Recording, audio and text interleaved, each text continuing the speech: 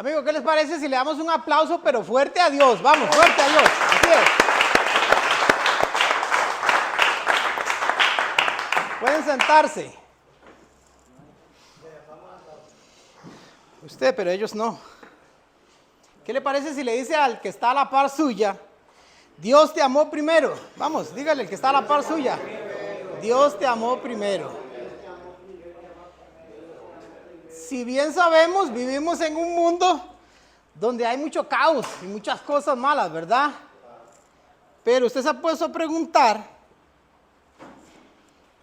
¿cómo sería este mundo si todos buscáramos de Dios? Si todo este mundo amara a Dios. Si todo este mundo tuviera a Dios en su corazón en el primer lugar, ¿qué sería? Sería el paraíso. Sería un paraíso. Pero recuérdense que también Jesús nos pronosticó y nos dijo que vendrían tiempos difíciles, ¿cierto? ¿Sí o no? Una razón más por la cual nosotros necesitamos creer en Dios.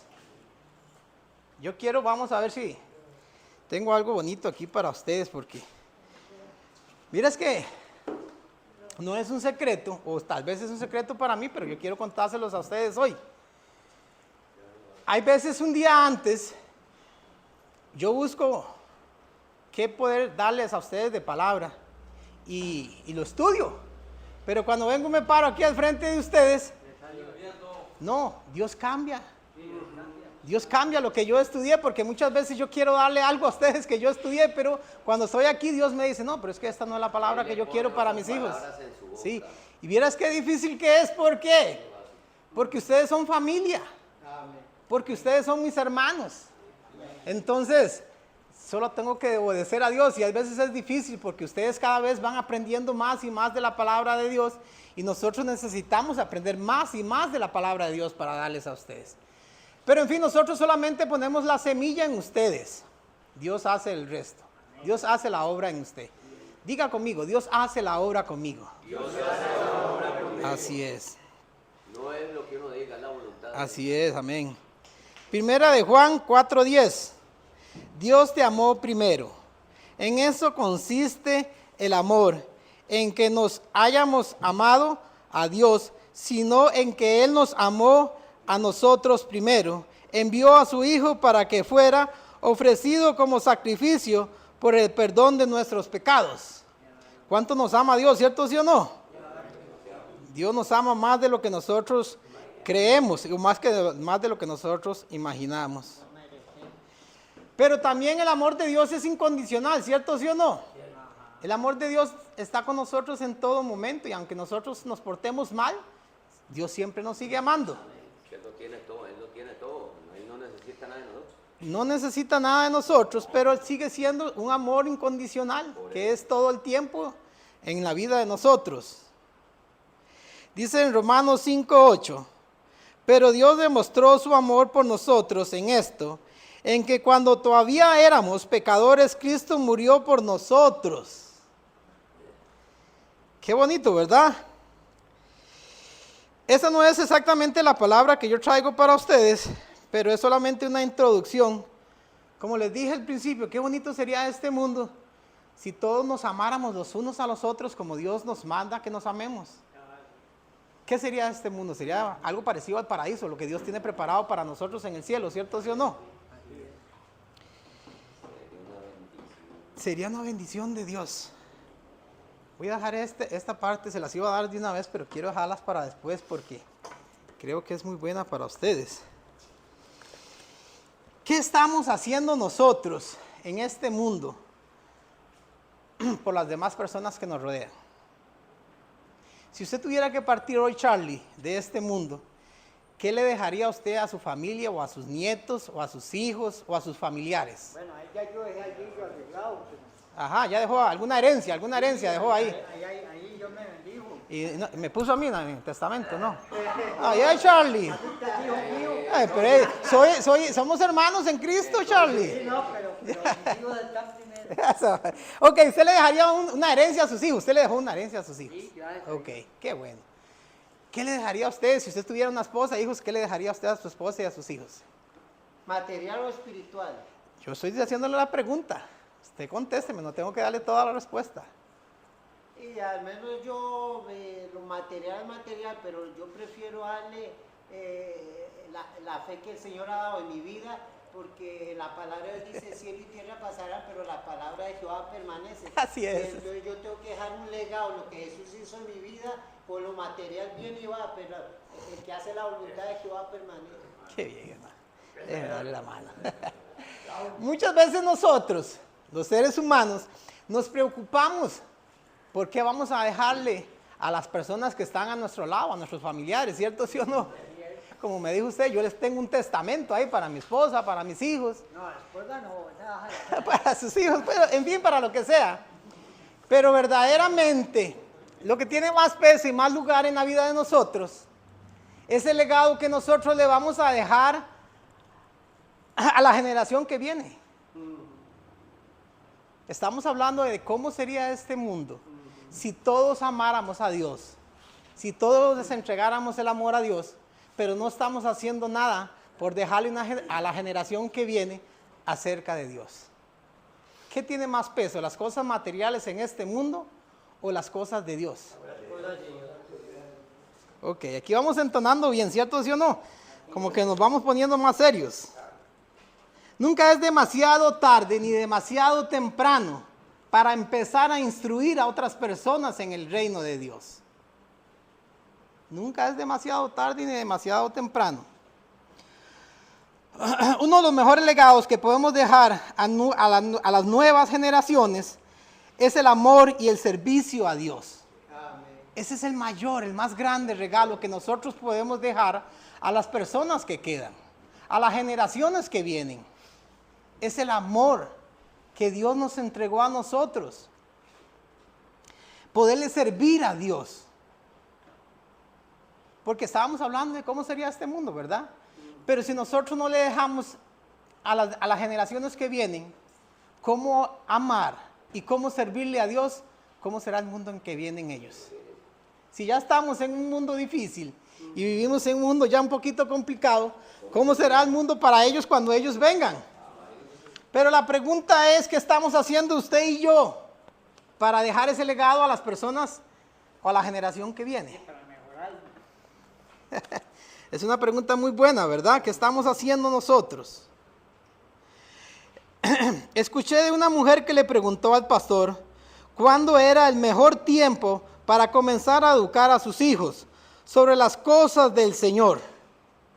Esta mujer dio una pregunta muy buena al pastor, diciéndole, pastor, ¿cuál es el mejor tiempo para empezar a instruir a mis hijos en las cosas de Dios?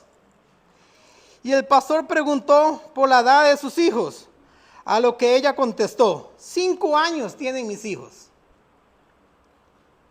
¿Qué ustedes creen? ¿Eran muy pequeños o eran grandes o qué? Muy pequeño. Siempre es bueno, Sí, muy pequeñito. Ok, pero vea lo que le dice la palabra de Dios y lo que dice un pastor, dice, siento decirte que estás atrasadas 3 generaciones.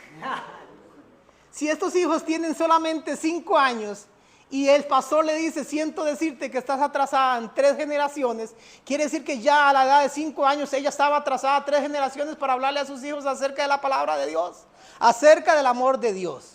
Queremos vivir en un mundo más digno y más bonito, con más amor. ¿Cuánto significa? 60 años. Sí, estás atrasada 3 generaciones. Queremos vivir en un mundo más bonito y más de todo, pero no hacemos nada. Y ni instruimos a nuestros hijos ni a las personas que están a nuestro lado para que este mundo sea mejor. Ya que yo lo comprendí así, esa parte, Sí. digamos, no solo era a los hijos, sino que hayan otras generaciones que ella ya podía haber. Ajá. Y no estamos hablando solamente de nuestra familia, porque es fácil instruir a nuestra familia, a nuestra esposa y a nuestros hijos acerca del camino de Dios. Pero ¿qué pasa con el hermano que usted tiene al lado? ¿O qué pasa con el que usted tiene al lado? ¿O con el vecino? ¿Me entiende? Entonces, ok, dice que el pastor le dice a esta mujer, te digo que estás atrasada 3 generaciones. Siento decirte que estás atrasada 3 generaciones, respondió el pastor. Aunque suene a broma, el mejor tiempo para educar nuestros hijos Y no solo nuestros hijos, sino a las demás personas, instruirlas en el camino de Dios, a nuestros nietos y darle una generación venidera, es hoy. Ok, es hoy. Pero ¿qué está haciendo usted y qué estoy haciendo yo para instruir a las generaciones venideras acerca del amor y de la paz y de todas las cosas que Dios nos da a nosotros? ¿Qué estamos haciendo? Dios nos dejó un trabajo al cual nosotros tenemos que hacer. No yo no le estoy diciendo a usted que usted vaya y predique la palabra de Dios. Es Dios el que le dice a usted, usted necesita hacer de este mundo mejor. Dios no lo trajo aquí a este mundo para que usted y yo perdiéramos el tiempo. Dios nos trajo a este mundo ¿para qué? ¿Para qué nos trajo Dios a este mundo? Dígame. Yo al menos, yo recuerdo a Pedro, que Pedro era pescador de pescado, pero Jesús le dijo, ven y sígueme y yo te haré pescador de hombres. Para venir a uno a hablar del reino del Señor, de que Dios me ama y que me dio lo mejor que Jesucristo para tener yo propósito aquí, pero eternamente también tener. Educar a nuestros hijos y a las personas que están a nuestro lado y a la generación venidera es hoy. Usted tiene un compromiso con Dios, no conmigo. Dios le dice a usted, usted tiene un compromiso conmigo. Yo le dejé una tarea a usted que necesita hacer. Cuando estemos delante de los ojos de Dios, Dios le va a decir, ¿a cuántas personas usted instruyó en mis caminos? ¿A cuántas personas usted le habló acerca de Dios? ¿A cuántas personas usted trajo para que conociera de mí? ¿Y qué le va a decir usted? ¿Qué le voy a decir yo? Nunca es demasiado temprano para orar por los hijos, por las generaciones venideras. Nuestras oraciones pueden levantar hombres y mujeres íntegros, seguidores de Dios, hombres amantes de la verdad, ciudadanos que formen una nación, que amen y que sirvan al Señor, misioneros, escritores, evangelistas o simples ciudadanos que pongan el nombre de Dios en alto. Ese es el trabajo que usted y yo necesitamos hacer. Esa es la encomienda que Dios nos dejó a nosotros que hacer. Pero la estamos haciendo. Estamos cumpliendo con el plan de Dios en nuestras vidas. Hace tiempo me propuse orar por las generaciones venideras. Las semillas de mis hijos quizás vean el resultado, quizás no. Pero de una de estas cosas estoy seguro, que Dios es fiel y su palabra hará la obra a través de su Santo Espíritu. ¿Cuánto tiempo tomará? No lo sé, pero el saber esto es suficiente. Mi trabajo es sembrar la semilla, actuar y orar. Lo demás viene por parte de Dios. Amén. ¿Cierto, sí o no? Entonces Dios nos dejó un trabajo, una misión que nosotros necesitamos hacer. ¿Cuál es la misión y el trabajo que Dios nos dejó a nosotros hacer? Vamos, dígame, acababa de decírselos. Predicar la palabra hoy. Expandir la palabra de Dios, predicar la palabra de Dios, pero es hoy. Compartirla con todos. Y vamos a seguir perdiendo el tiempo. Que poner la acción. Ahí está el detalle, dijo Cantinflas, ¿verdad? Dios nos dejó una tarea grande que hacer, pero nosotros... Es la gran comisión. Pero nosotros desgraciadamente no la estamos haciendo y queremos vivir en un mundo que sea feliz, un mundo que sea apacible, donde todas las personas se amen. Es un mandato de Dios que Dios nos dice, amarás a tu prójimo como a ti mismo. Y si usted ama a su prójimo como a ti mismo, usted necesita instruirlo también en el camino de Dios. Y esa persona necesita instruir a otra persona. Y tendremos un mundo y un futuro venidero mejor, ¿cierto sí o no? Pero estamos haciendo la obra y el plan que Dios puso en nosotros en nuestras vidas. Y tal vez usted dirá, bueno, ok, pero yo me porto mal. Yo me equivoco. Yo hago muchas cosas que no son dignas delante de Dios. Entonces, ¿cómo puedo hablarle yo a otras personas de Dios? ¿Cierto sí o no? Eso es lo que pone el diablo en nuestra cabeza, en nuestra mente. Randy, Pablo, yo y todos les hemos dicho que las palomas pueden volar alrededor de nuestra cabeza, ¿cierto sí o no? En nosotros está si la dejamos parar. Esta es la mentira que el diablo pone en la cabeza de nosotros. Yo no soy digno de hablarle a una persona acerca de Dios.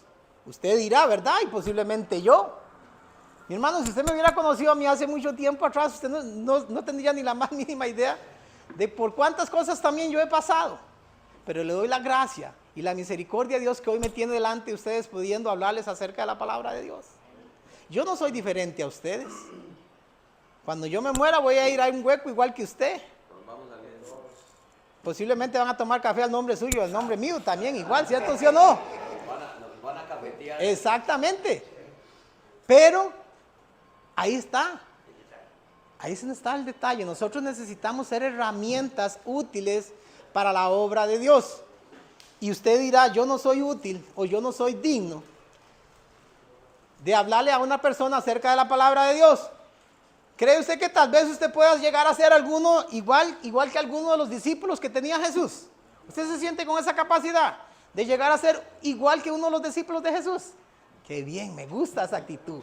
Tiene que confiar, tiene que creer que Dios puede hacer cosas grandes en su vida. Víctor, un segundito. Ayer estábamos hablando de eso. Que el más multimillonario, si él está con Dios y yo soy de los más pobres, de los pobres, todos vamos a ser iguales. No tenemos diferencia. Por más millonario que sea, vamos a llegar allá y vamos a hacer lo mismo. Usted y yo deberíamos de tener en la cabeza a nosotros que nosotros necesitamos ser pobres en este mundo, pero ricos en espíritus en el reino de Dios.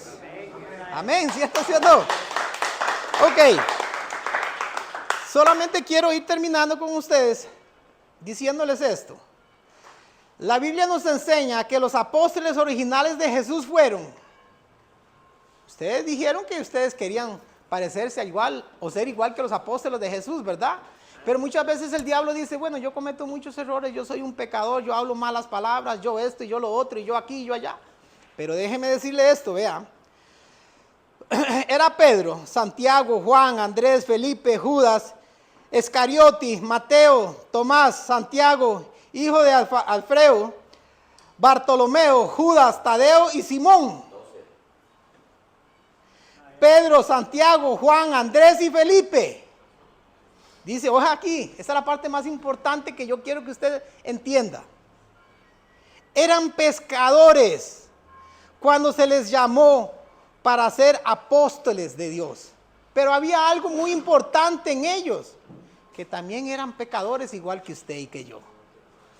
No eran extraordinarios, eran personas, cometían errores igual que usted y que yo. Normales. Eran personas normales, ¿verdad que sí, Fresita? Eran personas normales. Así es, amén. Entonces no crea usted que Dios no lo puede usar a usted para que usted pueda expandir la palabra de Dios, para que usted pueda llevar la palabra de Dios a otras personas. ¿Quién era Pedro? Era corrientísimo. Corrientísimo, esa era una palabra muy de calidad hoy en día, Charlie. Era una cosa, claro, era lo peor que había en ese tiempo. Era rebelde, malcriado, un montón de cosas, ¿cierto? ¿Sí o no? Entonces, ¿por qué Dios no lo puede usar a usted y por qué Dios no me puede usar a mí? Claro que sí, Dios lo puede usar a usted. Dios quiere usarlo a usted. Dios quiere que usted lleve la palabra de Dios a otras personas. Dios quiere que usted implante semillas de su palabra a las generaciones venideras. Pero el tiempo es hoy. Recuerden, no juguemos más con Dios. El tiempo es hoy. Hoy es el día. Hoy es el día. Yo no quiero hablarles a ustedes de religiones porque yo sé que tal vez ustedes están cansados de que muchas personas en la calle les hablen de religiones, ¿cierto sí o no? Pero nosotros tratamos solamente de darles herramientas que son útiles en su vida y en mi vida para mejorarlas, para ser agradables delante de la mirada de Dios, para ser agradables delante de Dios. Esto va a salvar mi vida y va a salvar su vida, ¿cierto sí o no? Pero ya no juguemos más con Dios. Tenemos muchas tareas que Dios nos ha dejado y tenemos que hacer muchas cosas si nosotros queremos que este mundo sea mejor. Víctor, el apóstol Pablo, cuando antes de tener ese encuentro con Jesucristo, dice que él usaba Roma para perseguir a los seguidores de Cristo. Y cuando él tuvo ese encuentro con Jesucristo, con una luz estellante y cayó ahí, todo el mundo conoce. Pero él era por la gracia de Dios, decía, mi poder se perfecciona en tu debilidad. Es con mi gracia que Dios lo usa a uno, ¿verdad? Es por la gracia. y al menos fue el que escribió más cartas en el Nuevo Testamento. Así es, amén. Ok, hermanos, entonces, ¿qué necesitamos hacer nosotros para que este mundo sea mejor? ¿Cuál tarea nos dejó Jesús? Predicar la palabra de Dios. Y tal vez usted dirá, igual que Moisés, cuando Jesús lo mandó a decirle al faraón, ve y dile que libere a mi pueblo. ¿Y qué le dijo Moisés? Señor, no puedo, no tengo palabras para decirle esto. Y entonces el Señor le dijo, ve, yo estoy contigo. Entonces, Dios está con ustedes también.